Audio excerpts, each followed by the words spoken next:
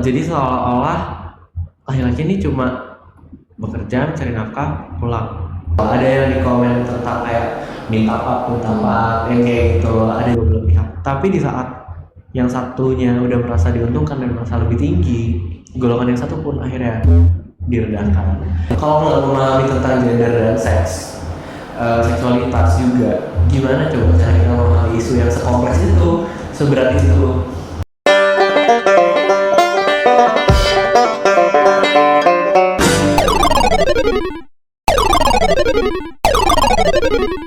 Oke guys, balik lagi di podcast obrolan season 4. Yeay. Gila sih, di depan aku udah slay banget. Jadi boleh dong aku minta dikenalin dulu namanya siapa, dari angkatan berapa, dan kesibukannya apa? Oke, jadi perkenalkan semuanya, namaku Saif dari Antropologi Angkatan 2021. Sekarang sibuknya lagi melanjutkan masa jabatan sebagai Menteri Pergerakan dan Strategi Visi sama kuliah ya tentu saja. Iya, nggak boleh dilupain guys. Bener. Nomor 1 sih. Terus gimana nih kemarin udah habis UTS ya? Kamu juga kan? UTS-nya ya lancar, dikit lancarin lah ya, namanya juga. Iya sih, harus belajar sih. Iya, belajar juga dengan style masing-masing ya, harus benar-benar tahu diri sendiri lah ya. Kalau batasan dan tahu porsi lah ya. Bener, tapi jangan sampai nggak belajar. Iya benar sih, sama guys, aku juga belajar dikit. Tapi ada nggak sih materi UTS kemarin yang menurut kakak susah banget, atau ya udah middle gitu? Sebenarnya semua itu gampang aja. Oke. Enggak sih. Enggak. Gimana nih? Jadi kayak sebenarnya semua bisa dipelajari, cuma memang ada beberapa yang nggak masuk atau pas ujian itu soalnya mind blowing gitu. Jadi kayak misal yang waktu itu materi yang dikasih pas kelas online itu kan nggak masuk ya. Kadang kalau kelas online pun aku tidur. Kalau enggak aku sambil ngapain gitu. Iya sih bener. Ada pembagian. Sama sih. Kayaknya semua, ya nggak semua sih, ya mungkin ada yang semua lah. Nah, siapa sih guys yang nggak kenal Rasha ini? Sering banget nggak sih masuk di IG Aroner? Ya nggak sih, gara-gara Aroner kalau nggak salah ya? Iya gitu. Nah, boleh nggak sih kak diceritain gimana kayak ikut pengalaman salah satu lomba atau apa yang kayak menurut kakak tuh paling berkesan gitu? Sebenarnya banyak sih yang paling berkesan itu. Yang pertama itu award pertamaku di itu waktu tahun 2022 tapi semester 2 sebelum kalian masuk. Jadi lomba esai, nulis esai gitu. Terus waktu itu aku ingat banget waktu itu pertama kali offline, aku lagi OTW. Apa COVID ya? Iya, habis COVID. Terus sekarang sebenarnya masih ya udahlah. Terus aku OTW ke Surabaya dengan sambil ngetik esai itu. Sebenarnya esai masih jelek sih sebenarnya. Terus habis itu ya udah nanya-nanya bimbingan sama fakultas segala macam dengan posisi aku di dalam bus gitu. Oke. Habis itu paginya aku submit terus like seminggu kemudian aku dengar kabar ternyata gitu.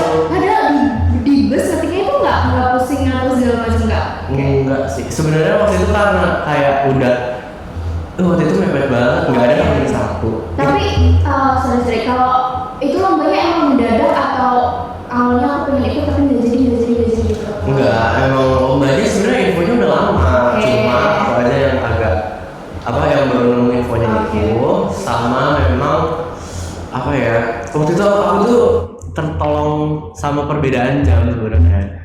Mereka kan base-nya di Amerika yang si penyelenggara lomba ini. Internasional ya kak ya? Di Amerika. Jadi kayak aku terselamatkan dengan interval 12 jam ini, makanya paginya bisa ngumpulin. Gila, itu lomba pertama. Itu lomba. Terus internasional gimana guys? Sangat menginspirasi banget sih. Iya, semoga bisa menginspirasi ya. Iya. Terus banyak pengalaman yang udah kakak tempuh nih. Ada nggak sih di fase dimana kayak gue capek banget untuk ini, terus kayak udahlah ngomong. Ada, sebenarnya ada. Cuma memang akhirnya kan mindset itu kan selalu kayak ya udah cobain aja dulu, tau nggak ada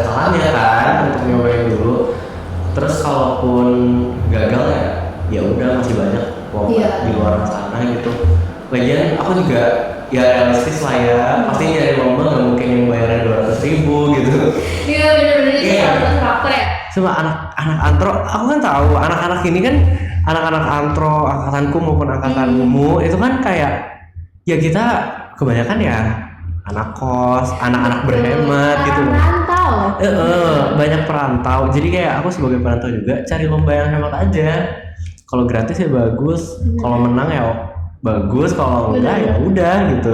Jangankan ke lomba, kalau aku ngeliat tuh dari kayak seminar-seminar atau webinar yang misalnya ber-SKP tapi harus diwajibin bayar, itu yang aku skip dulu Iya, sih. iya. Free konsum tapi bayar tuh aku skip dulu sih. Emang ada proses seleksinya. Bener, saya gitu ada. Oke. Kali ini topiknya masih tentang 7 unsur kebudayaan. Kita bakal cari tahu lebih lanjut tentang sistem pengetahuan. Nah, dimana yang seperti tadi Kak Syah bilang, sekarang udah menjabat menteri di BMFISIP ya? Aku juga bisa. KPKG ya? Betul. Maksudnya di KPKG. Nah, dimana sekarang ini kita bakalan bahas tentang gender dan seksualitas. Fun fact nih, sebenarnya ini topik satu ini udah dari awal biasanya dari awal mulai podcast ini. Oh, really? Iya, dan aku yaudah nggak apa-apa. Tapi aku itu belum siap kayak gender aku nggak merasa gini-gini, aku harus lebih banyak belajar gini-gini. Oh ada, terus kayaknya tuh bilang ada anak angkatanku yang udah saya mau sering banget gini-gini. Saya aku takut kan, Aduh ya. siapa itu Kasya gini. Aduh aku udah kayaknya ikut dulu deh. Kita mundur-mundurin dulu nih topik. Kayak aku harus belajar apalagi nih sama Kasya. Jadi alhamdulillah sekarang bisa terlaksana dan aduh aku udah degan banget sama Gak apa-apa, ya. Aku seneng banget Sama-sama belajar Iya, kan kita. aku semua bisa ngobrol pintar selain sama Kasya. 2 jam ya. Ya cuma 2 jam kita nggak bakal tahu nih. Ya nggak ada yang tahu sebenarnya. Ya makanya aku kelihatan bodoh ini. Oke. Yang mau aku tanyain pertama, apa sih gender dan seks itu? Terus perbedaan yang nyata di sini tuh apa?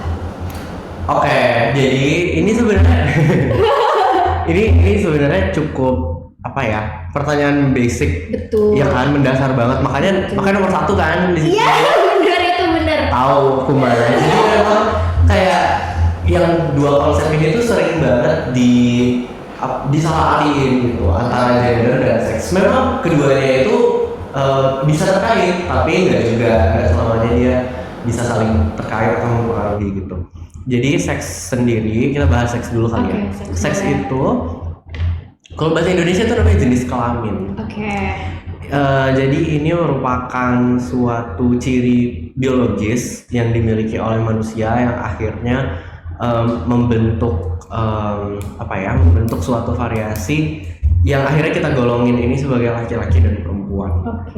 Kayak gitu. Memang penanda terbesarnya ada dari aspek biologisnya. Misalnya kayak adanya sex hormones. Bukan adanya sih, mungkin lebih tepatnya kadar antara sex hormonesnya atau kayak pertumbuhan apa yang dipicu oleh si sex hormonesnya itu sendiri. Kayak misalnya kalau perempuan muncul ciri-ciri sekunder kayak payudara dan lain sebagainya gitu. Terus kalau untuk apa ya? Oh, aku juga harus tegasin kalau seks itu tuh sebenarnya nggak cuma 2, maksudnya variasinya itu banyak banget. Kalau dari kromosom sendiri, ini kan dari ragawi ya. Iya ya. Jadi kayak Aku dari tersebut. iya kan, lumayan kan dapat 2 Iya, perspektif benar. itu. Jadi maksudnya kalau secara variasi yang kromosomal aja, variasi seks itu tuh ada banyak kan. Kita yang umum dikenal itu kan XX dan XY. Tapi nyatanya banyak yang XXX, XXY, X0, jadi cuma punya kromosom X aja tanpa digandeng X maupun Y. Jadi pokoknya banyak banget variasi di luar sana. Terus kita move ke gender. Gender itu sebenarnya dia tentang pembagian peran, peran itu kan berdasarkan aspek sosial. Jadi maksudnya laki-laki dan perempuan atau variasi biologis tadi dilihat sebagai sesuatu yang kamu harus punya peran atau tempat atau tugas di dalam masyarakat kayak gitu. makanya muncul asosiasi bahwa perempuan harus seperti ini, laki-laki harus seperti ini. Itu merupakan dampak dari apa ya? Dari pembagian peran berdasarkan seksnya itu. Gitu sih. Aku terlalu terlalu kayak seminar gak ya gitu? Enggak, aku masuk banget sih. Kayak, aduh langsung dijelasin langsung gitu. Oke, terus kenapa sih antropologi itu kayak mempelajari tentang gender? Kalau aku tahu di semester berapa? Semester 5 ya, ada matkulnya sendiri ya. Nah itu kenapa sih antropologi mempelajari gender? Antropologi mempelajari gender itu sebenarnya alasannya simple, sebagaimana kita belajar tentang matkul lainnya. Alasannya cuma untuk memahami. Kalau menurutku sih ya, alasannya untuk memahami, dari paham kita bakal peduli, dari peduli kita bakal apa ya? Gitu ya. Action bener. Jadi kayak berdasarkan hal itu sebenarnya dari kita memahami aja, kalau misal nggak mau action juga itu udah cukup menurutku. Kalau misal kamu nanti ngambil matkul antrogen seks dengan harapan ya bisa jadi ya, kan udah berapa tahun depan ya berarti? Iya, 4 tahun depan masih 4. Itu semester depan. Iya, 2 semester lagi. Jadi kayak kalau misal ada orang yang ngambil matkul antropologi gender dan seksualitas itu dengan tujuan cuma untuk memahami aja, itu udah cukup menurutku. Matkul ini memang ditujukan untuk apa ya, sebenarnya memahami dasar-dasar kayak pembagian peran, maksudnya permasalahan-permasalahan yang ditimbulkan dari itu, terus sistem-sistem sosial yang merugikan gender atau seks tertentu kayak gitu. Terus fun fact sebenarnya guys, nggak cuma di gen seks aja ada yang pembahasan tentang gender dan seksualitas. Iya, aku waktu itu di variasi biologis manusia itu kita belajar juga tentang dasar variasi seksnya itu. Cuma memang dari perspektifnya ragawi, dari biologis. Di sosial biologi juga tentang kesehatan reproduksi, kesehatan seksual kayak gitu. Tapi itu nggak membahas sedalam di matkul gender gitu. Cuma memang nggak sedalam itu.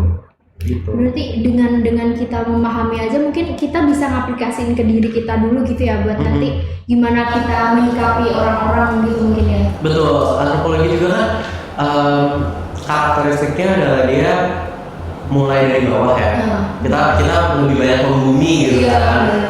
Jadi kayak kalau misal kita nggak memahami mereka atau nggak berusaha buat melihat mereka dan berempati, terus kayak ya nggak dapat dong esensi antropologi. Kita sosialisasi ke lingkungannya. Kayak gitu. Ini kalau penelitian membahas ini, gimana ceritanya kamu meneliti suatu kelompok, tapi kamu nggak bisa empati gitu. Aku bisa aja penelitian di Samin. Oh iya. Iya, itu apa itu? Bukan. Itu kemarin. Oh kemarin, sebenarnya. Iya tapi minusnya panas sih. Iya. Gitu ya. Aku ngambilnya yang di Dora. Oh Dora, aku lihat BG-nya yang itu. Kamu kan sama siapa aja? Sama Sinta, sama Nur, sama Lucky, sama Jessica. Oh iya. Thank you. Terus hubungan gen seks dan dengan kebudayaan ini apa sih? Ada nggak hubungannya? Oh ada, jelas ada. Karena ya gimana ya, kan ini pembagian peran. Dari pembagian peran aja itu udah membahas tentang, udah kenal aspek sistem sosial dari budaya kan. Terus selain itu juga banyak hal yang akhirnya dari situ mempengaruhi aspek-aspek lainnya. Kayak misalnya kan muncul sistem yang namanya patriarki kayak gitu, ya kan, dimana dominasi kelompok laki-laki di atas gender lainnya, terutama yang banyak dibahas adalah gender perempuan ya kan. Terus dampaknya apa? Lo banyak, mulai dari status misalnya tentang kepemimpinan, banyak banget. Sekarang bahkan kita bisa lihat gitu di kehidupan sehari-hari, misal coba kalau dikasih pilihan pemimpin kayak gubernur atau kayak presiden, bahkan yang laki-laki dan perempuan, itu pasti banyak yang mengeluarkan Suara buat laki-laki ya. Itu kan- kejadian juga sih. kejadian ya kayak gitu. Gak usah jauh di Hima misalnya. Waduh.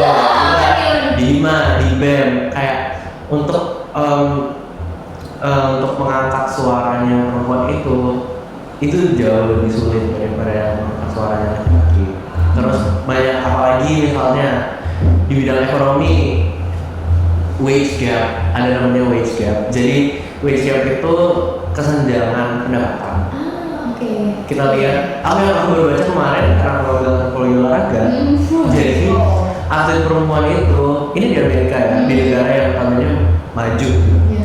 Di Amerika aja itu tuh perempuan masih menerima gap dalam kayak menerima bonus dan gaji bulanan dibandingkan laki-laki, dan mereka ruginya tuh nggak $1-2, itu bisa ribuan dolar gitu. Kebayang nggak kamu beda, kamu dibayar serendah itu. Padahal istilahnya kita udah berjuang gitu nggak sih, berjuang kayak ngeluarin semua istilah all out, tapi dikasihnya ya walaupun istilahnya kita nggak minta imbalan atau lain sebagainya, tapi kayak sakit hati juga nggak sih kalau dikasih Iyalah. kesenjangan kayak gitu, apalagi uang. Iya, terus dari itu kan dari ekonomi tuh. Ada lagi misalnya perkawinan. Dalam perkawinan perempuan misalnya dituntut untuk untuk memanjakan suaminya misalnya kayak gitu.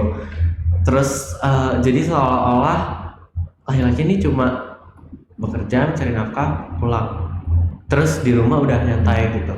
Sedangkan yang perempuan ini setiap hari mengurus pekerjaan domestik yang dia harus ada di situ 24/7, kan nggak fair gitu loh.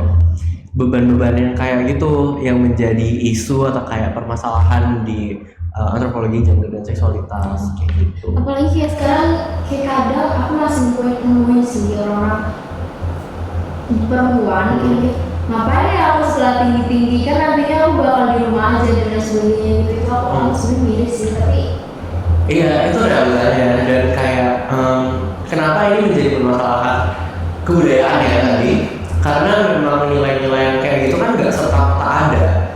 Itu nilai itu tuh direproduksi.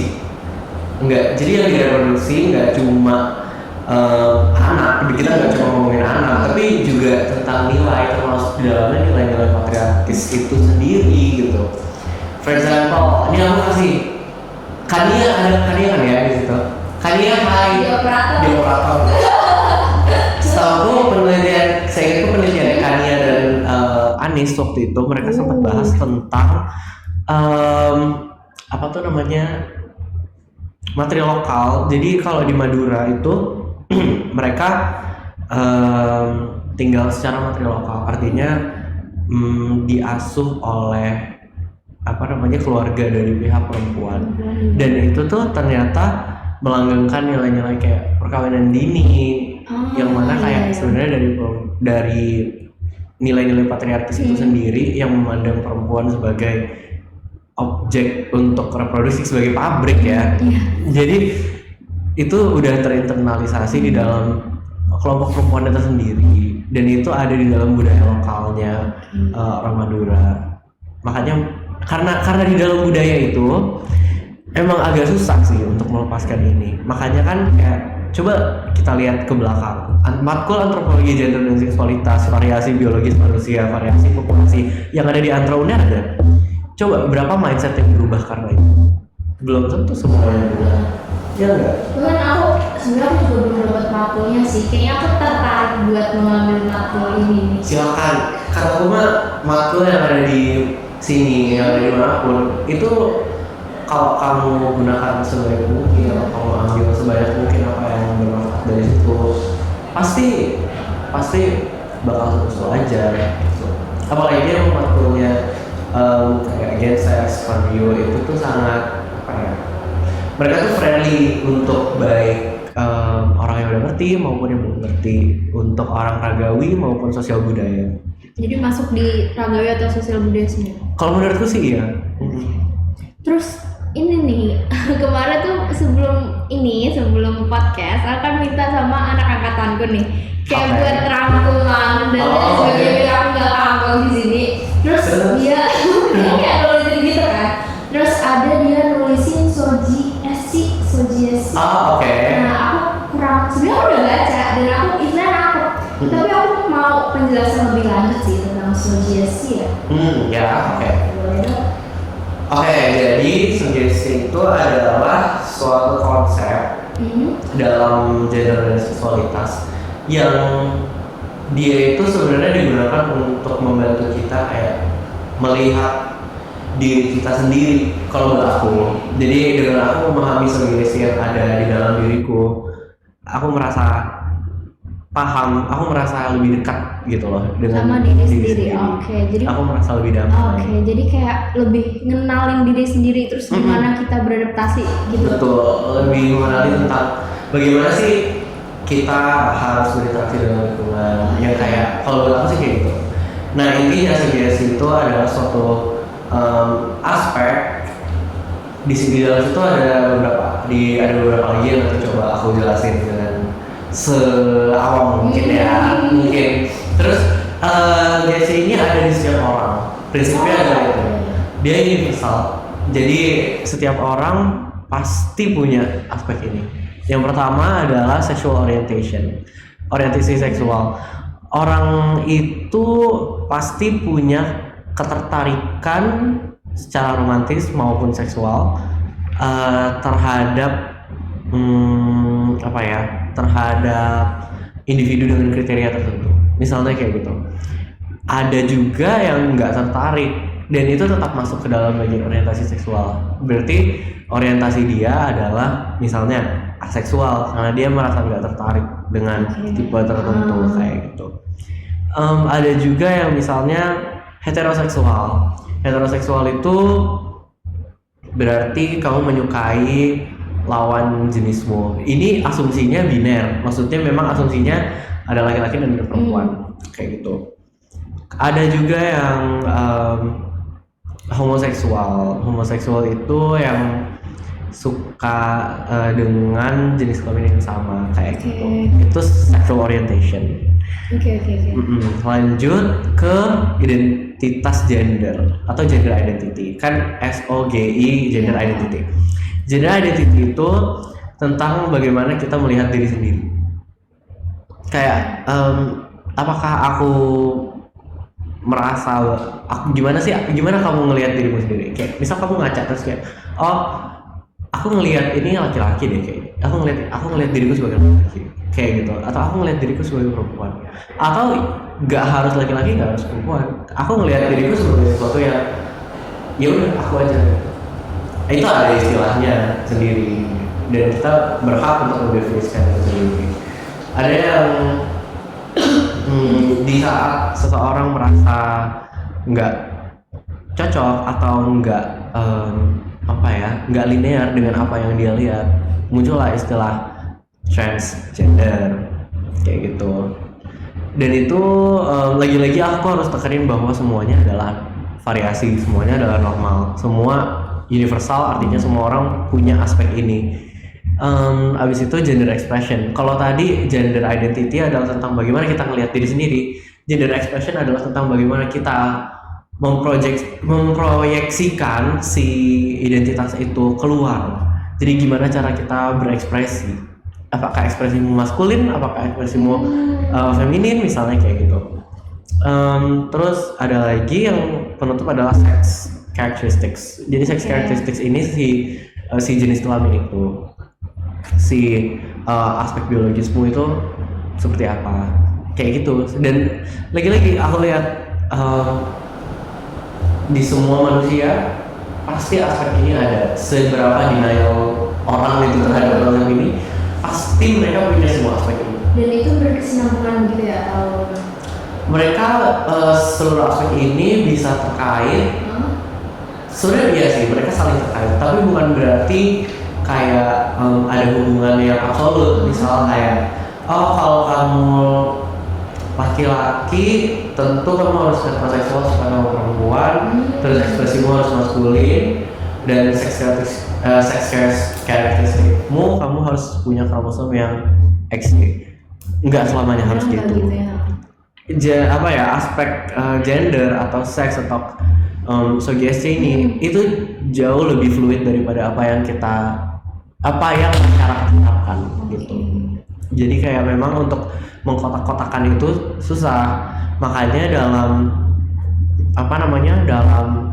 kalau misal kamu partisipasi dalam penelitian tentang gender atau seksualitas, biasanya mereka yang sudah paham tentang ini bakal kelihatan di kayak cara mereka bertanya atau cara mereka bikin questionnaire. Pasti ada option untuk nulis other, untuk nulis yang lain. Karena seandainya kamu nggak sesuai dengan option yang mereka kasih, kamu berhak untuk mendefinisikan dirimu sendiri itu seperti apa. Kayaknya aku juga pernah questionnaire yang kayak gitu.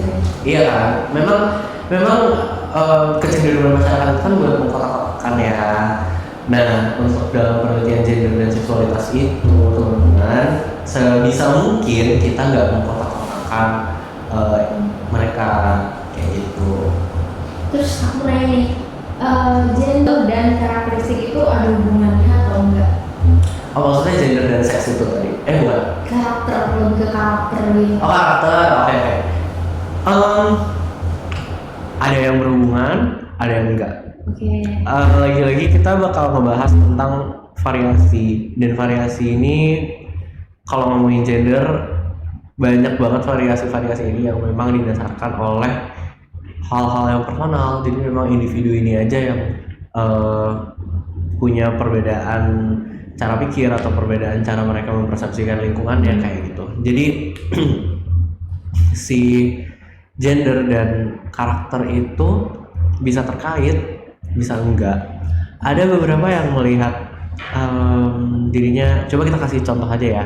Misal gender si A ini adalah laki-laki, terus karakter dia ya bukan berarti dia juga harus berkarakter sebagaimana laki-laki ideal yang diharapkan oleh masyarakat. Kayak misal bukan berarti dia harus, gimana sih laki-laki ideal masyarakat harus bekerja dari jam 7 sampai jam 5 sore. Dia nggak harus apa misalnya laki-laki dia si A laki-laki dia karakternya kalau dia suka masak, ya udah dia suka masak aja, bukan berarti dia bukan laki-laki. Atau karakter lainnya yang lebih ekstrim, mungkin dia laki-laki tapi dia feminin aja, teman-temannya banyak yang perempuan, itu bukan berarti dia bukan laki-laki. Kayak gitu.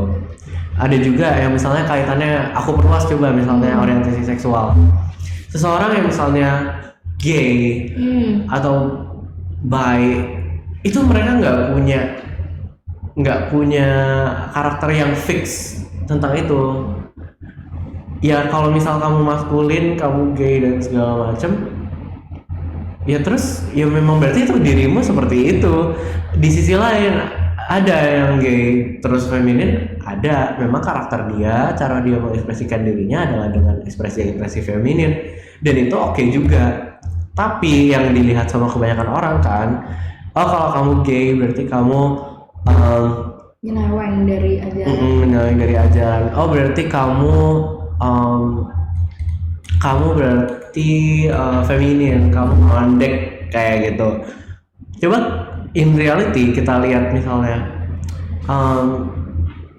perempuan transgender yang misalnya mencari kerja di jalan kayak gitu, nggak semua dari mereka itu memang punya orientasi homoseksual. Artinya apa?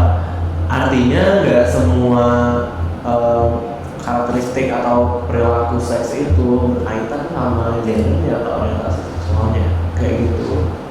Yang variasi. Yang aku dapetin sampai pembicaraan sekarang tuh, kita belajar tentang gender seks ini buat istilahnya lebih mengenali diri sendiri gitu ya. Itu sebenarnya perjalanan yang kompleks untuk mengenali diri sendiri, ya kan? Memang baru dengan cara kita memahami diri sendiri, kita bisa memahami orang lain. Memang selalu kayak gitu kalau misalnya di luar kayak. Iya. Terus istilahnya kita tuh harus mempelajari gender seks ini. Oke. Ini mungkin udah sempat kita sentuh ya tadi ya, tentang kayak ya tentunya kalau misalnya kita belajar ini bakal memunculkan rasa mengerti, rasa paham. Yang selanjutnya kita bakal peduli, dengan peduli baru kita bisa take action dengan baik dan benar gitu. Tapi selain itu adalah untuk ya melihat bagaimana menjadi lebih sensitif gitu loh. Jadi kita nggak cuma mengasosiasikan satu hal dengan akibat tertentu, tapi kita juga misal ngelihat sebenarnya ada variabel-variabel lain yang bikin seseorang itu nggak menjadi menjadi dirinya yang seperti itu. Sebenarnya tapi intinya memahami, terus bisa memunculkan rasa empati, bisa lebih sensitif terhadap isu-isu yang seperti itu. Karena kalau misalnya kita nggak mempelajari gender seks, gimana kita bisa mengerti tentang kayak yaudah kita bawa isu yang di Palestina.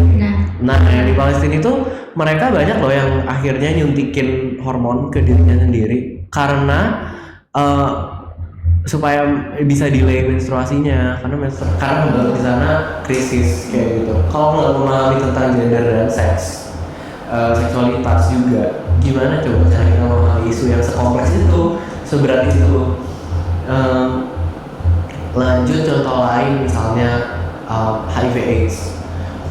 Isu-isu infeksi menular seksual kayak HIV/AIDS itu kerap diasosiasikan dengan biasanya homoseksual, gay. Padahal sebenarnya prevalensi terbesarnya itu ada di ibu rumah tangga yang heteroseksual. Jadi kalau kita nggak mempelajari tentang hal-hal yang seperti ini, tentunya kita bakal didikte terus sama nilai-nilai atau kayak pemegang nilai-nilai. Jadi patokan dari dulu gitu ya. Betul kan, nilai dan norma itu kan ya penting dan ada di masyarakat paham kalau mereka penting.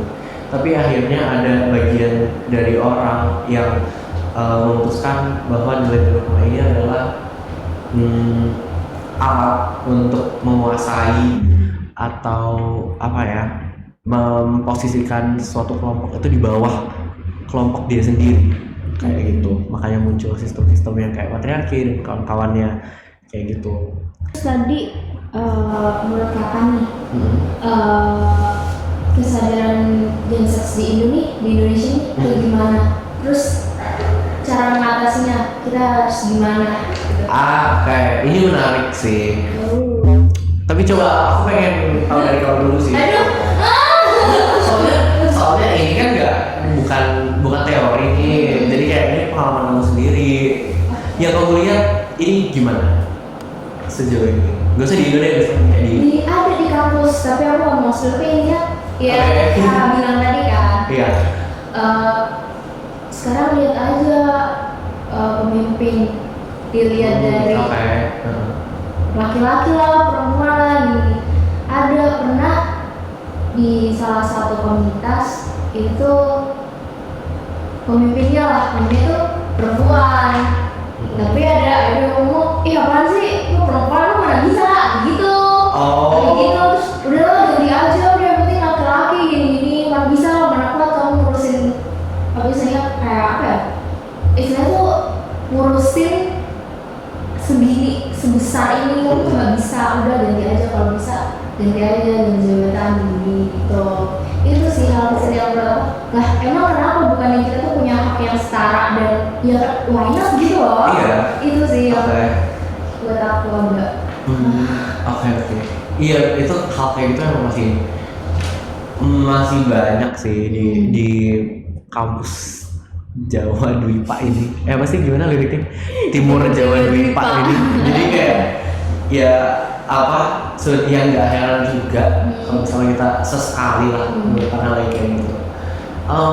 Kalau menurut aku kesadaran di sini positif dong, maksudnya dari sisi positifnya setidaknya dia meningkat. Menurut aku dia meningkat karena sekarang untuk mengakses informasi itu jauh lebih jauh lebih mudah dibanding kayak zaman kita pakai modem dulu gitu. Zaman warnet, jadi kayak pemahaman tentang apa itu gender, apa itu seks, apa itu sugesti, semua bisa kamu cari di Google. Kamu bisa tanya ke semua orang, kamu bisa tanya yang benar-benar paham. Di Twitter diskus tentang ini udah banyak banget. Oh ya, ChatGPT juga pasti dia tahu lah. Terus apalagi kayak pokoknya sosial media tuh membantu banget untuk raise awareness tentang hal ini. Itu positifnya.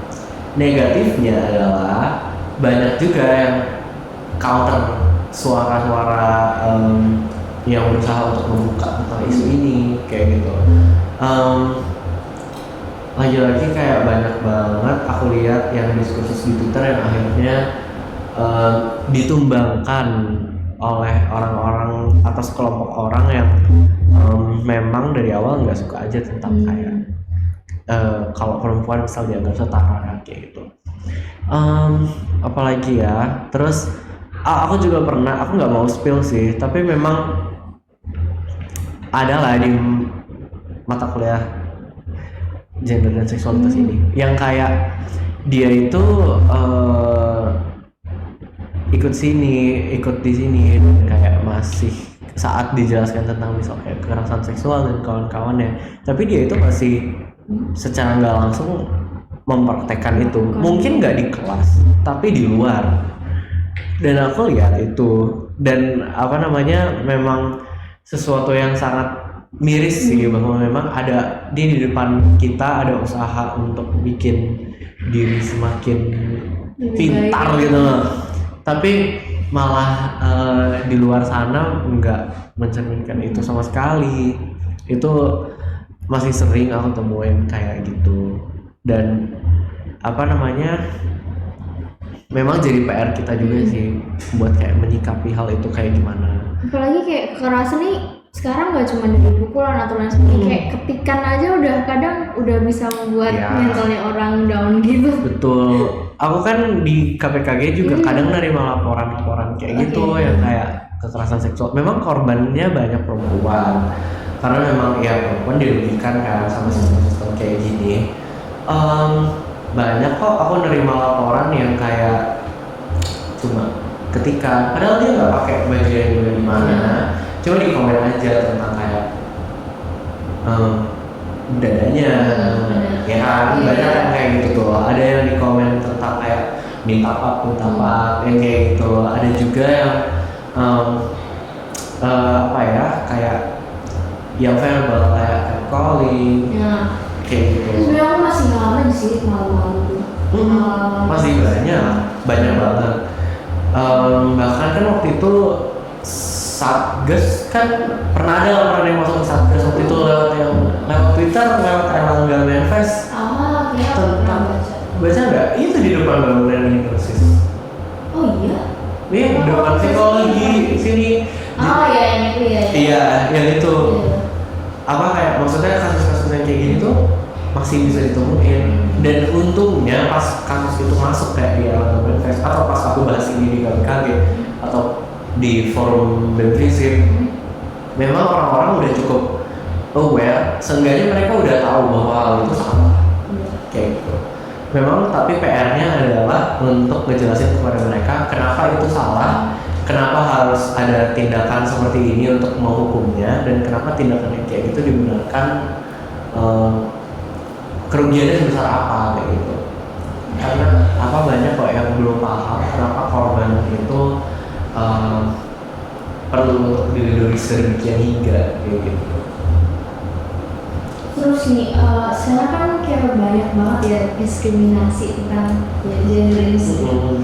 Terus di pandangan kakak diskriminasinya gimana? Kayak bisa definisinya atau bentuk-bentuknya, atau bahkan tadi kan contohnya udah ya kita sebut diskriminasi gender ini gimana? Oke, iya, ini banyak banget ditemui. Terus memang aku, kamu maupun orang-orang yang ada di belakang layar ini pasti nggak asing dengan yang namanya diskriminasi berbasis gender. Memang eh, sedihnya adalah itu udah jadi santapan sehari-hari sampai kadang aku udah kayak kalau misalnya nerima yang komentar-komentar yang kayak gitu atau yang kayak secara verbal mau secara online, aku tuh juga udah ngerasa kayak alah Ya ya udahlah. udahlah gitu loh. Padahal kan harusnya memang dia nggak ada gitu. Cuma karena kita udah terbiasa banget gitu kayak udah jadi makanan sehari-hari jadi kayak ya udah deh gitu. Udah biasa dapet juga. Iya kayak udah sip lah gitu. Dan itu masih banyak ditemui. Secetek ini, oh ini salah satu anakku sih. Aku boleh gak ya? Enggak deh, jangan. Aku belum dapat persetujuan dia soalnya. Tapi ada salah satu orang di Visip yang memang dia kayak masih kena diskriminasi itu karena dia laki-laki. Dia pakai baju pink, terus dia diledek karena dia pakai baju pink dan dia laki-laki. Dan menurutku itu kayak bodoh ya. Soalnya maksudnya warna tuh nggak ada hubungannya sama gendermu gitu. Kayak ngapain diurusin? Lagian itu haknya si korban juga untuk berekspresi. Mungkin kalau itu masih di tingkatan SD atau apa yang masih bocil nggak apa-apa kali ya, tapi kayaknya udah yang ngapain ngurus hidup orang gitu loh. Masih ada kalau SD untuk anak yang di SD maupun SMP atau di sekolahan juga sering ya kayak gitu. Itu menurutku memang yang harus disalahkan adalah orang tuanya, karena memang orang tuanya kan yang ngasih pendidikan yang kayak gitu. Ya lingkungannya lah, orang tuanya, gurunya yang membuat dia tuh merasa bahwa hal itu tuh pantas diomongin ke korbannya. Ya sudah, mereka masih bisa dikoreksi, mereka masih bisa untuk belajar lebih lanjut. Tapi kalau di umur kita, ini umur anak kuliahan loh ya, yang udah segini, kamu tuh, aku tuh kan mikir ya kayak kamu ngapain masih mikirin hidup orang kayak gitu. Ini loh dia buat pakai baju warna apapun itu. Toh dia nggak melanggar dress code fisik gitu. Jadi ya sudah lah biarin aja dia kayak gitu. Itu contohnya waktu itu yang paling recent dan memang orangnya cerita ke aku. Sedih sih. Kalau kamu sendiri pernah nggak kayak menyaksikan kayak ini? Kalau aduh kurang ya. Di Visip aja pasti sering nggak sih? Iya. Sih. Apa ya? Jangankan kalau dari badan aku nih, ya bisa perempuan nih. Ya. Ya kenapa sih lo nggak pakai yang kayak rok aja atau apa? Sih kan banyak banget nih apa perempuan yang pakai stylenya kayak cowok. Iya menurutku ya udah sih orang misalnya dia begitu kenapa harus pikirin gitu loh orang ngomong dia style dia ngapain dipikirin gitu sih. Betul. Iya, masih banyak sih yang kayak diskriminasinya tuh yang sebenarnya kesannya sepele ya. Cuma lama-lama kalau kamu nerima komentar itu setiap hari, terus iya juga kayak terus kepikiran ya lama-lama. Gitu sih contohnya. Tadi pertanyaannya benar kan ya? iya Kayak kan kalau di Indo ya. Nggak, tapi ada kasus ini aku tahu boleh di sebelah mana sih tapi ada nggak sih kasus yang KPKD Grimbang berat banget kasusnya sampai nggak bisa ditanganin gitu loh sampai kayak aduh gimana ya kita harus butuh bantuan ke psikolog dan lain sebagainya itu ada nggak sih? Waktu itu ada yang akhirnya kita jadi semacam best friend ya, bukan semacam sih ya, emang beneran jadi kayak teman baiknya si korban ini karena memang waktu itu Satgas itu belum ada. Tahun lalu tuh masih pembentukan gitu loh kayak seingatku sih. Terus pada waktu itu tuh kita udah nanganin kasus dan memang karena kita belum visit punya kesibukan masing-masing, akhirnya kita itu ya mendampingi korban aja. Kalau saat udah ada satgas, maksudnya saat satgas sudah terbentuk dan mulai menerima laporan itu, ya korbannya lapor, memang kita dukung lapor. Cuma sebelum itu yang kayak untuk keseharian dan kawan-kawannya itu kan satgas juga nggak bisa nulis setiap hari. Jadi kita lah yang akhirnya mendampingi dia. Waktu itu kasusnya tuh kayak parah banget yang sampai stalking gitu, makanya kita kemana-mana, makanya aku bilang kita akhirnya jadi best friend sama sama si korbannya ini, karena kita kemana-mana sama dia, kayak dia KPKG mau rapat, mau ikut nggak gitu, kayak gitu. Jadi dia kayak gitu, kalau setiap ada acara itu juga dia datang kayak gitu. Itu sih, itu kasus salah satu yang menantang karena memang kita akhirnya benar-benar dituntut buat mengayomi si korban ini gitu.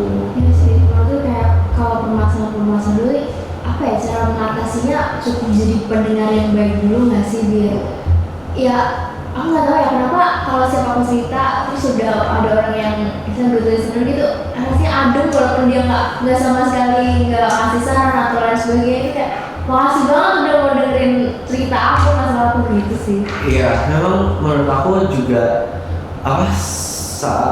nomor satu langkah kalau mau menangani korban adalah yang pertama dengerin dulu, terus percayain dulu. Maksudnya jangan yang kayak jangan pernah berpikir bahwa halu nih kayak gitu, karena kayak korban itu pasti punya perspektifnya dia sendiri, karena dia itu trauma. Bukan berarti perspektif dia itu salah atau nggak benar, bukan berarti itu. Cuma membuktikan bahwa mungkin ada beberapa hal yang harus diinvestigasi lebih lanjut terkait dengan kesaksiannya. Tapi kesaksian korban itu, dan itu harus dipercaya, karena maksudnya dipercaya sampai misal ada bukti kuat yang membuktikan sebaliknya, kayak gitu. Lagi udah dibilang halu terus masalah itu doang, itu sih yang masih miris, Bener. masih aku ngeliat masih di sosial media atau di omongan sekitar, udah lah gitu aja ntar nggak kelar dan sebagainya gitu. Biasanya ada sih yang kayak gitu. Maksudnya yang akhirnya tuh dibilangin cuma kayak gitu aja, kenapa?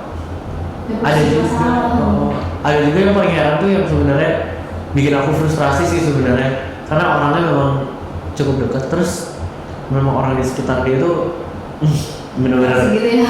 Iya, jadi kayak dia melapor terus abis itu dipertanyakan kok melapor sih, kayak gitu. Kayak gitu betul. Itu apa nggak bikin marah gitu, karena kayak loh, dia melapor jelas karena dia merasa gak nyaman gitu loh, kamu kok sebagai orang yang ada di lingkungan dia bukannya ngasih kayak apa, kayak malah nanyain kayak gitu, yang bener aja gitu. Masih banyak sayangnya ya, masih banyak kasus kayak gitu, banyak kok kasus-kasus menantang lainnya, tapi ya memang itu yang paling berkesan aja, dua itu. Oke, tadi kan kita udah sedikit minggu tentang patriarki sama feminisme dan lain sebagainya. Nah, boleh dong kenapa timbul nih sikap-sikap kayak begitu kalau menurut Anda? Maksudnya sikap-sikap kayak gimana? Patriarki, ya. Padahal kita istilah kalau itu udah dari zaman dulu nggak sih, dari era Kartini sendiri itu udah muncul gitu kan ya? Udah, ya kalau nggak ada patriarki, era Kartini nggak mungkin bersuara, kayak gitu. Sebenarnya pembagian peran ini, kenapa dia bisa muncul kayak sistem patriarki dan kawan-kawannya, sebenarnya bisa di trace back sih. Kayak misal aku baca waktu itu memang pertama kali pembagian peran berbasis seks ini dilakukan di masyarakat saat masyarakat itu mulai bercocok tanam. Kayak gitu, karena dengan budaya yang sedenter kayak gitu, bukan sedenter juga sih, cuma kayak ya semi sedenter lah. Si laki-laki ini kan mereka nggak punya beban untuk reproduksi, maksudnya untuk untuk kehamilan dan kawan-kawannya, kan mereka nggak perlu ada break itu. Jadi mereka memang lebih stabil untuk mengurus atau mencari makan, mencari apa yang akhirnya diasosiasikan di kita itu jatuhnya kayak oh ya udah mereka yang paling fit untuk kerja, karena chance mereka untuk cedera karena reproduksi dan kawan-kawannya itu memang minim. Sedangkan di satu sisi perempuan memerlukan energi yang lebih banyak untuk merawat diri dan anaknya, makanya perempuan akhirnya ditugaskan dengan kayak hal-hal domestik, dengan merawat yang dekat dengan dia aja, kayak gitu. Itu sebenarnya awalnya. Terus kenapa nilai yang kayak gitu direproduksi? Ya mungkin karena memang sistem itu udah akhirnya dilihat sebagai sesuatu yang kok enak ya, kayak lama-lama punya bargaining power gitu. Misalnya laki-laki punya bargaining power untuk bilang, loh aku yang kasih kamu makan, nurut lah kayak gitu. Saya menyalahgunakan gitu ya? Iya sebenarnya kayak gitu. Kalau dulu saat masa itu, iya itu tentang survival. Tapi nyatanya di masa sekarang perempuan pun bisa survive kalau misalnya nggak ada laki-laki. Bener. Iya nggak? Kayak maksudnya bahkan untuk kayak reproduksi, cara hamil. Cara hamil aja sekarang udah nggak harus yang kamu punya suami dan kawan-kawannya gitu. Sekarang itu sangat banyak kesempatan untuk melakukan sesuatu yang zaman dulu itu kita nggak bisa, atau aksesnya dibatasi gitu. Memang terus habis itu patriarki. Kenapa patriarki sampai sekarang dilanggengkan? Yaitu karena kelompok yang satu merasa bahwa mereka diuntungkan dengan adanya sistem ini. Dari yang awalnya untuk kebutuhan, untuk survival, akhirnya berubah menjadi eksploitasi. Dan itu berapa kali kita lihat kejadian, nggak cuma di gender kok, di konflik agraria, di konflik penjajahan, kolonialisme, pasti kayak gitu. Kayak awalnya aku butuh sesuatu, ntar lama-lama eksploitasi, VOC datang ke sini, aku butuh rempah, yuk dagang, lama-lama penjajahan, kayak gitu loh. Kayak aku pikirnya tuh sama kayak di urusan patriarki ini. Awalnya dia menguntungkan juga ya untuk kedua belah pihak, tapi di saat yang satunya udah merasa diuntungkan dan merasa lebih tinggi, golongan yang satu pun akhirnya diredahkan. Dan efeknya adalah saat pengetahuan tentang kayak kesetaraan itu berusaha untuk dimasukin ke dalam masyarakat, itu ada kelompok yang melawan dan ada kelompok yang menekan. Terus itu terus terjadi. Kalau misal di Indonesia ya dilihatnya era Kartini aja. Iya, dia memperjuangkan emansipasi perempuan khususnya di bidang pendidikan. Tapi bukan berarti dia nggak menerima perlawanan. Toh perlawanannya datang dari bapaknya sendiri, kayak gitu. Siapa lagi misalnya? Ya banyak lah yang mereka yang kayak berusaha sebenarnya memperjuangkan gimana caranya supaya perempuan ini dapat kesempatan atau dapat hak yang sama. Minimal aksesnya nggak dibatasin gitu. Urusan perempuan kan, maksudnya feminisme atau kesetaraan gender menurutku tuh memang intinya kayak gitu. Minimal nggak dibatasin. Urusan perempuan yang mau ini mau itu, ya dia berhak memilih. Toh selama ini laki-laki juga berhak memilih kok, kayak gitu. Jadi memang gitu sih. Kalau aku nggak tahu gimana, tapi kayak semoga bisa ditemukan. Oke. Terus mitos yang beredar tentang gender ini apa sih mitosnya? Mitos maksudnya? Ini menarik sih sebenarnya. Mitos-mitos yang kayak tentang gender. Aku dapat pertanyaan dari temanku. Titip dia. Banyak sih sebenarnya mitos kayak tentang gender. Mitos itu kan sebenarnya yang kayak kalau di konteks ini kan berarti sesuatu yang nggak benar, maksudnya nggak sesuai fakta gitu kan. Banyak stereotype atau miskonsepsi yang udah aku ngomongin tadi, bahwa kayak misal HIV/AIDS itu penyakit orang gay, padahal enggak, nyatanya enggak. Menariknya tentang HIV/AIDS ini kan karena dulu di Amerika memang kasusnya banyak di laki-laki gay, terus abis itu dicapnya sebagai itu, dan branding itu masih bertahan sampai sekarang di Indonesia. Jadi ya itu satu. Terus apalagi bahwa apalagi ya mitos tentang itu? Kamu ada nggak kepikiran sesuatu yang kayak stereotype? Apa ya? Misal kayak perempuan itu tahu nggak gini? Misal kayak mitos tentang seks itu nggak bisa sesuatu yang irreversible atau sesuatu yang nggak bisa diubah. Toh sekarang ada sex reassignment surgery. Maksudnya kayak kamu bisa ada usaha medisnya untuk kayak mengubah, mungkin nggak mengubah secara struktur DNA atau struktur inimu, tapi dia bisa mengubah wujud fisikmu kayak gitu. Seks itu se-fluid itu sebenarnya, walaupun lebih fluid gender karena gender itu adalah aspek sosiokultural, tapi bukan berarti sesuatu yang biologis itu apa ya, kayak dicap di batu terus nggak bisa kamu apa-apain lagi, nggak selamanya gitu. Mitos tentang gender apa lagi ya? Apa nih?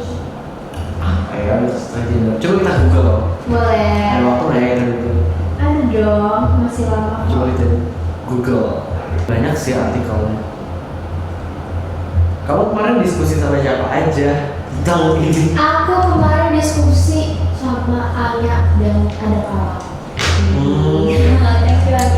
Tapi aku tanya kayak penjelasannya sih lebih ke Anya sih. Oke. Itu. Perempuan kerjanya lebih dikit dibanding laki-laki. Maksudnya ini pasti si artikel ini ngelihatnya dari gender. Maksudnya dari perbedaan gendernya itu bahwa perempuan kerjanya lebih sedikit dalam durasi, maksudnya. Maksudnya dalam kayak karena ya khususnya perempuan yang udah menikah ya cuti hamil, cuti apa, dan sekarang kan mau perjuangan juga tentang cuti menstruasi kayak gitu. Terus padahal nyatanya ya kalau misal perempuan kerja itu sebenarnya ya sama-sama aja sih, sama porsinya sama laki-laki. Kalau misal pekerjaannya atau korporasinya, misalnya dia kerja di korporasi itu profesional, ya harus nggak ada pembagian beban kerja yang drastis kayak gitu dong. Semua harus kerja berdasarkan job desk masing-masing. Toh kalaupun dia cuti hamil atau cuti apa gitu, pasti kerjaan juga akan dibagi ke orang-orang yang siap untuk membackup dia, dan si perempuan yang bekerja ini juga nanti kalau dia balik juga dia bakal melanjutin kerjanya dan kerjaan yang udah dia tinggal kayak gitu. Mitos banyak juga tentang menstruasi nggak sih? Yang kayak menstruasi itu kotor, yang kayak gitu. Padahal ya sebenarnya itu kan darah yang asalnya dari dinding rahim yang meluruh kan. Maksudnya kotornya dari mana gitu loh. Itu darah tuh ada di seluruh tubuh gitu. Dan kalau misalnya dia keluar, ya bukan berarti dia kotor, emang berarti dia itu bagian dari siklus hidupnya aja kayak gitu. Dan yang paling penting bukan tentang darahnya, tapi kenapa mitos menstruasi itu lebih ke arah kalau kamu perempuan menstruasi berarti kamu kondisimu lagi kotor, bukan cuma darahnya. Memang kondisimu sekarang adalah perempuan yang lagi kotor kayak gitu. Kan sering tuh kita dengar misalnya di cerita-cerita horor lah ya nggak, yang kayak bilang ini aku nggak bisa masuk ke tempat ini kan lagi kotor kayak gitu. Padahal ya kotor tuh bukan kata yang tepat menurutku. Memang iya ada pengaruh budaya kayak misal pengaruh agama dan kawan-kawannya, tapi menstruasi itu nggak bikin perempuan jadi kotor gitu loh. Itu justru sesuatu yang satu bagian dari hidup yang indah gitu. Kalau kamu nggak menstruasi ya berarti kamu ya itulah. Oke, tadi kan udah mitos, sekarang miskonsepsi nih dari gender ini sendiri yang ada di lingkungan sekitar. Banyak nggak sih? Banyak banget. Miskonsepsi ya gitu tadi, misal banyak kok miskonsepsi yang kayak menyamakan antara gender dan seks kayak gitu, atau mengasosiasikan seluruh aspek subjektif itu dengan kondisi ideal. Kayak begitu tadi, perempuan yang ideal adalah perempuan yang berkromosomnya XX, terus kali ini belum ditambah dengan aspek agama yang misalnya kayak kalau kamu perempuan Islam yang baik, kamu harus berkerudung dari atas dari apa bagian mana aja harus ditutup, pakaiannya seperti apa gitu. Itu miskonsepsi yang paling umum dan paling banyak ditemuin di Indonesia kayak gitu, dan terkait dengan budaya juga kayak gitu. Terus apa lagi miskonsepsi banyak kok. Misal sebenarnya ini mirip juga sih sama yang itu tadi, yang kayak laki-laki itu perempuan itu lebih perasa. Ada kan yang bilang kayak gitu. Iya. Perempuan itu Baper. perempuan itu lebih perasa daripada laki-laki. Laki-laki itu lebih pemikir, lebih rasional. Padahal enggak juga loh. Ingat gak pas COVID kemarin, penanganan COVID kemarin itu negara yang dipimpin pemimpin negara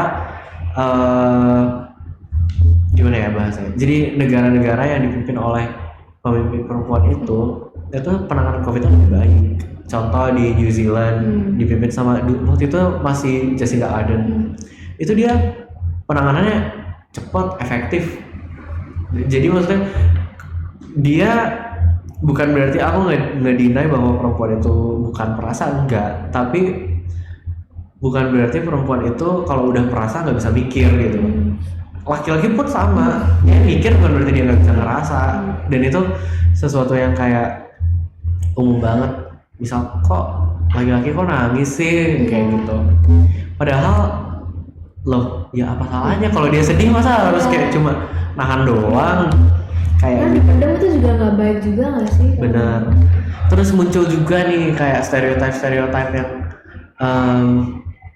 apa ya, yang kayak dalam pacaran sih banyak yang aku lihatnya, yang kayak laki tipe apa dengan cewek tipe apa kayak gitu. Jadi kayak ada di kotak-kotakin lagi. Ada juga ini masih dalam pacaran tentang split bill. Nah, iya. Ya kan? Iya. Yang kayak banyak perempuan yang misalnya kayak merasa aku nggak pengen split bill, atau kayak tapi aku masih pengen jadi perempuan baik-baik, jadi aku nggak ngomong, yang kayak gitu. Ada laki-laki yang kayak split bill ya, tapi mereka berani ngomong, terus perempuannya nggak berani ngomong. Kayak maksudnya menurut aku itu permasalahannya itu lebih dari karakter. Memang karakter itu dibentuk oleh banyak hal, dan itu salah satunya karena itu memang perempuan nggak dilatih nggak dirasain untuk diperbolehkan bisa aja sih, kayak oh aku nggak suka split bill, aku nggak mau split bill gitu. Padahal ya kalau dipikirin kan ya split bill apa gitu. Cuma kan memang banyaknya yang aku lihat di TikTok adalah banyak perempuan juga yang merasa bahwa kalau dia split bill berarti laki-lakinya nggak menghormati dia sebagai perempuan kayak gitu. Maksudnya ada ekspektasi tertentu terhadap bagaimana perempuan harus diperlakukan, atau gimana laki-laki harus memperlakukan perempuan kayak gitu. Maksudnya banyak kok miskonsepsi terkait stereotip dalam pacaran ini kayak gitu, banyak banget. Udah kerasa banget nih, saya udah habis. Oh iya? Iya, udah 2 jam. Udah 2 jam? Udah 2 jam. Tapi udah seru sih pertanyaannya. Oh iya. Makasih. Ya, maksudnya buat yang mendasar banget untuk podcast tuh udah cukup lah. Iya. Ya kan? Oke lah. Wow guys, nggak kerasa banget tiba-tiba udah habis pertanyaannya, dan tanggung kelas 1 buat sistem pengetahuan udah kelar. Jadi aku banyak banget dapet insight yang baru, dan susah mungkin aku bakalan nerapin ke kehidupan aku juga. Semoga aku juga bisa lebih kenal sama diri aku sendiri dan lebih bisa menghargai diri aku sendiri nih buat kedepannya gimana. Kayaknya rangkumannya kalian udah rangkumin sendiri, kayak udah uploading semua jadi aku gak bisa ngerangkum. Mungkin ada pesan dan pesan dari Kak Chef? Oke. Mungkin apa ya? Untuk closingnya aku cuma berharap dengan adanya podcast ini dan dengan adanya banyaklah upaya di luar sana melalui organisasi mahasiswa yang ada di sekitar kita, itu bisalah setidaknya kayak menampung aspirasi teman-teman yang misal merasa dirugikan tentang diskriminasi berbasis gender dan kekerasan seksual. Terus semoga kehadirannya kayak kita juga bisa turut menjadi apa ya, kayak wadah jembatan untuk kayak untuk menjembatani antara akademik dan kehidupan kita sebagai manusia aja gitu, bahkan bukan sebagai mahasiswa, sebagai manusia aja kayak gitu. Terus habis itu semoga ini sih kayak bisa bermanfaat aja ilmu-ilmunya. Ya lastly paling ini aku terima kasih banyak. Wah, aku juga makasih. Sudah mengundang dari teman-teman Bedinfo ya, Iya. dari teman-teman Bedinfo Himanto. Dan jangan lupa follow. Boleh. Jangan lupa follow IG-ku Aku harus salah di sini. ya kan, Saifalaidrus, SAIFALAYDRUS. Dan kalau mau follow IG-nya KPKI juga boleh @cakrawalasan. Seperti itu. Semoga bermanfaat. Keren banget. Akhirnya aku gak dapat selesai guys. Aku juga mau makasih banget Kak Chef nih udah ngeluangin waktunya karena jatuhnya padat pastinya. Aku makasih banget. Terus dari aku juga, kalian juga jangan lupa membuat menghargai diri sendiri guys. Kayaknya sekian dari kita. Sampai jumpa di podcast selanjutnya. Dadah.